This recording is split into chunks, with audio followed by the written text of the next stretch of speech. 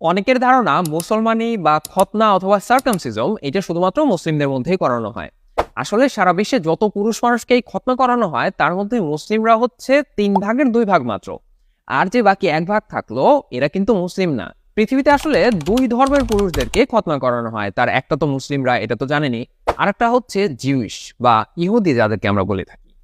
আমাদের মুসলিমদের মধ্যে ঠিক কোন সময়টাতে খতনা করতে হবে এটা কিন্তু স্পেসিফাই করা না। আমরা যখন ছোট ছিলাম যে কোনো এক বার্ষিক পরীক্ষার পরে আমরা এই ঘটনা ঘটাই দিছি।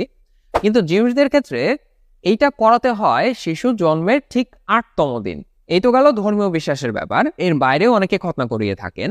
2007 সালে প্রকাশিত WHO রিপোর্ট অনুযায়ী আমেরিকাতে যাদের বয়স 15-এর বেশি এইরকম পুরুষ যারা আছেন তাদের মধ্যে 75% পুরুষরা খতনা করিয়ে থাকেন কোনো রকম ধর্মীয় বিশ্বাস ছাড়াই।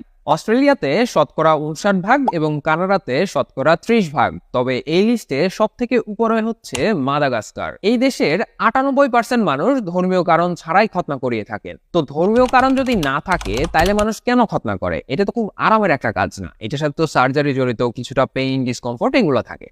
তো চলেন দেখা যাক মানুষ আসলে কেন খতনা করছে। খতনা করানোর সাথে এইচআইভির একটা সম্পর্ক পাওয়া যাচ্ছিল বেশ কিছু গবেষণায়। 2002 সাল পর্যন্ত প্রায় 30টারও বেশি সংখ্যক গবেষণা প্রকাশিত হয় যেখানে দেখা যায় খতনা করার ফলে এইচআইভি আক্রান্ত হওয়ার পরিমাণ কমে যাচ্ছে। এই সমস্ত গবেষণার সূত্র ধরে 3টা আরসিটি করা হয়, মানে র্যান্ডমাইজড কন্ট্রোল ট্রায়াল করা হয়। তো এই ট্রায়ালগুলোতে প্রায় 10,000 জন পুরুষ মানুষ অংশগ্রহণ করেন যাদের সেই সময় পর্যন্ত এইচআইভি ছিল না। প্রত্যেকটা ট্রায়ালে এই পুরুষ মানুষদেরকে 2টা করে গ্রুপে ভাগ করা হয়। একটা গ্রুপকে সার্কামসিজম বা খতনা করিয়ে দেওয়া হয়, আর একটা গ্রুপের পুরুষদেরকে খতনা করানো হয় না। এরপরে 2 বছর এদেরকে ওই অবস্থায় রাখা হয়, তারা তাদের স্বাভাবিক কাজকর্ম করতে থাকেন। 2 বছর পরে গবেষকরা আবার ফেরত আসেন। এসে তখন তাদেরকে আবার চেক করা হয় যে তখন তাদের মধ্যে এইচআইভি কতটুকু পরিমাণ ছড়িয়েছে বা কতজন মানুষ আসলে এইচআইভি ক্যাচ করেছেন এই 2 বছরের মধ্যে। যাদেরকে খতনা করানো হয় নাই তাদের তুলনায় যাদেরকে খতনা করানো হয়েছিল তাদের মধ্যে এইচআইভি হওয়ার পরিমাণ কমে গেছে 50 থেকে 60%। তো এই খতনা করানোটা এইচআইভি ছাড়াও আরো বেশ কিছু জটিল রোগের বিরুদ্ধে সুরক্ষা দেয়। তার মধ্যে নাম্বার 1 হচ্ছে পেনাইল ক্যান্সার। তো এটাকে যদি বাংলায় বলি এটা হবে হচ্ছে পুরুষের জননঙ্গে ক্যান্সার।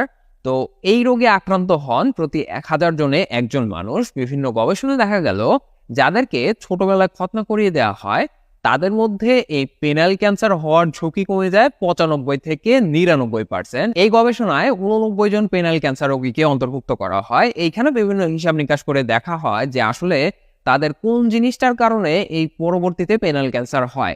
দেখা গেল যাদেরকে ছোটবেলায় খতনা করানো হয়নি তাদের মধ্যে এই পেনাইল ক্যান্সার হওয়ার ঝুঁকি বেড়ে যায় 22 গুণ। 2 নাম্বার হচ্ছে প্রোস্টেট ক্যান্সার। আপনারা পেনাইল ক্যান্সারের নাম খুব একটা না শুনে থাকলেও প্রোস্টেট ক্যান্সারের নাম শুনে থাকবেন।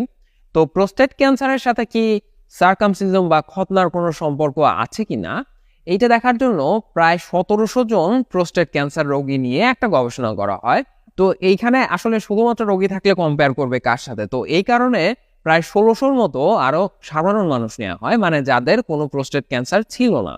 তো এই গবেষণায় ডেটা অ্যানালাইসিস করার পরে দেখা গেল যে যাদেরকে ছোটবেলায় খতনা করিয়ে দেওয়া হয়েছিল তাদের মধ্যে প্রোস্টেট ক্যান্সারের ঝুঁকি কমে যায় প্রায় 15%। 3 নাম্বার হচ্ছে সার্ভিক্যাল ক্যান্সার। এটা তো মেয়েদের হয়, তো এইটার সাথে তো আর খতনার কোনো সম্পর্ক থাকার কথা না। ইন্টারেস্টিং ফ্যাক্ট হচ্ছে যে সমস্ত মেয়েদের পুরুষ সঙ্গীর খতনা করানো না তাদের সার্ভিক্যাল ক্যান্সারের ঝুঁকি বেড়ে যায় 5 গুণ। ঘটনাটা খুব ইন্টারেস্টিং।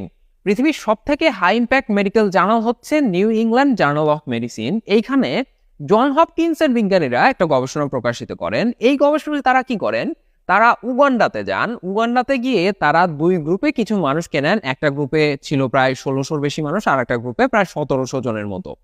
তো একটা গ্রুপকে তারা খতনা করিয়ে দেন, আর একটা গ্রুপকে খতনা করান না। 2 বছর পরে গিয়ে আবার এদেরকে ডাকেন। যাদেরকে খতনা করিয়ে দেওয়া হয়েছিল তারা হিউম্যান প্যাপিলোমা ভাইরাস বা এইচপিভি দ্বারা আক্রান্ত হয়েছেন 35% কম।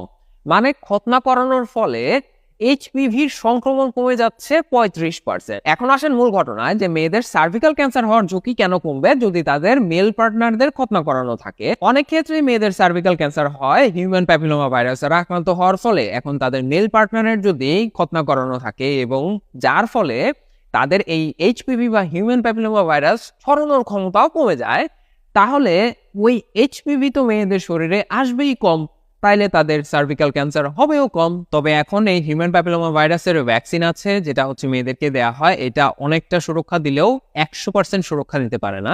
আরেকটা ব্যাপার হচ্ছে এইচপিভির যে অনেকগুলা টাইপ আছে, এই ভ্যাকসিনগুলো আসলে সম্ভবত এখন পর্যন্ত সবগুলা টাইপের এগেনস্টে সুরক্ষা দিতে পারে না।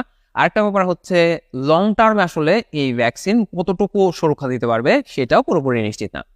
সেই হিসাব করলে তাদের মেল পার্টনারদের খতনা করানোর যে গুরুত্ব, সেই গুরুত্ব কিন্তু এখনো বহাল থাকার কথা। এবার আসেন ইউরিনারি ট্র্যাক্ট ইনফেকশন বা ইউটিআই। এই রোগটা সম্পর্কে আপনারা অনেকেই জানেন, হয়তোবা আপনাদের মধ্যে অনেকেরই আছে এই রোগ।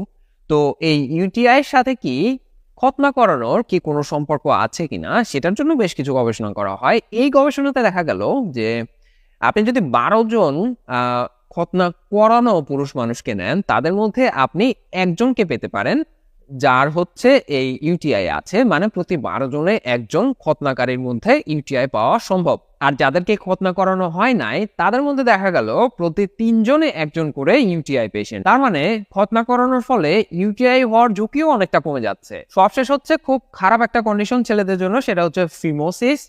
যদি খতনা করানো হয় তাহলে তো ওই চামড়াটা কেটে ফেলে দেওয়া হলো, যদি করানো না হয় সেই ক্ষেত্রে এই চামড়াটা মানে 10% মানুষের ক্ষেত্রে দেখা যায় যাদেরকে খতনা করানো হয় না, এই চামড়া আর ফেরত উপরে যায় না, মানে এইখান থেকে এই কন্ডিশনে হয় না। তো এই ক্ষেত্রে ইনফ্লামেশন, পেইন, তারপরে কোনো কোনো সময় চামড়াটা ওই মানে একদম সামনের যে চামড়াটা ওটা ফেটে যায়, এরকম আরো অনেক ধরনের সমস্যা হয়। এইটার চিকিৎসাটা সিমটোমেটিক কাইন্ড অফ, মানে হচ্ছে ওইটাকে ঠিক করার জন্য কিছু ঔষধ মানে স্টেরয়েড বা এই জাতীয় কিছু জিনিসপত্র দিয়ে দেখা গেল যে পিছন পর্যন্ত নেওয়া হলো মানে চামড়াটাকে, কিন্তু এইটা পার্মানেন্ট সলিউশন না। পার্মানেন্ট সলিউশন হচ্ছে ওই চামড়াটাকে কেটে ফেলে দেয়া।